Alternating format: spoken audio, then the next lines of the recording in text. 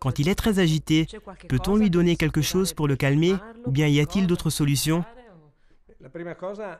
La première démarche est de comprendre dans quelles circonstances cette agitation se manifeste.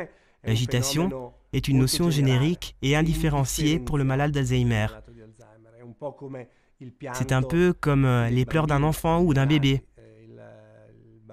L'enfant pleure parce qu'il a faim, parce qu'il a sommeil, parce qu'il doit faire pipi, parce qu'il a la fièvre, dans n'importe quelle situation de trouble, et le malade d'Alzheimer lui ressemble beaucoup. Dans quelle situation se manifeste l'agitation de votre père? Je vous porte un exemple classique qui est d'aujourd'hui. Nous devions venir ici. Il ne se rappelait pas pourquoi et il a commencé à s'agiter.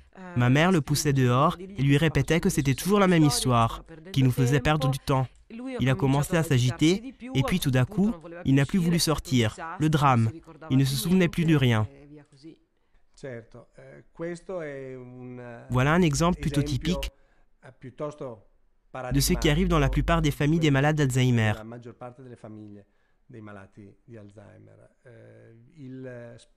Souvent, l'époux n'a pas intériorisé jusqu'au fond. Il n'a pas complètement accepté la maladie. Il n'accepte pas que le patient ne fasse plus des activités qu'il faisait avant, comme par exemple sortir faire des courses. Votre père ne veut pas sortir avec votre mère, car il a des difficultés. Le bruit du supermarché ne fait qu'accroître sa confusion, son anxiété, son angoisse. C'est pourquoi il essaie d'éviter cette situation. Puisque votre mère n'arrive pas à se mettre dans la place de votre père, elle essaie de le forcer. Pourquoi est-ce que tu réagis comme ça? Qu'est-ce qui te prend? Elle râle, ça c'est sûr. Voilà. Généralement, les reproches produisent l'effet inverse. Au lieu de pousser le patient à retrouver l'envie et l'énergie de faire quelque chose, il déclenche son irritation et sa mauvaise humeur. Et le milieu familial, la relation entre époux, risque de se détériorer.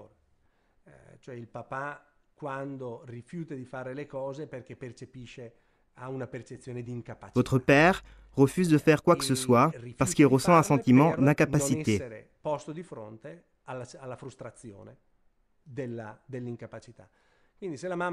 C'est pourquoi, si votre mère était plus affable et plus rassurante,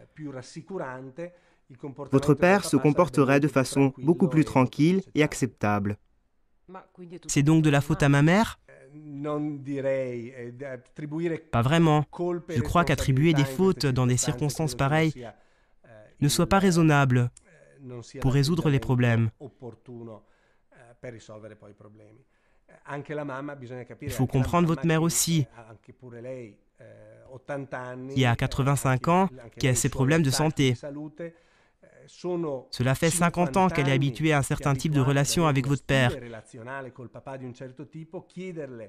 Et croire qu'elle puisse me le modifier en quelques mois, ou même en 1 ou 2 ans, c'est vraiment trop lui demander. Votre mère a besoin d'aide, elle aussi, pour pouvoir comprendre ce qui arrive à votre père. Et pour pouvoir l'accepter, car l'acceptation passe forcément par la compréhension. En tant que fille, vous devez aider votre mère à comprendre que votre père est malade et que tous ses comportements sont secondaires, qui dérivent et découlent directement de la maladie.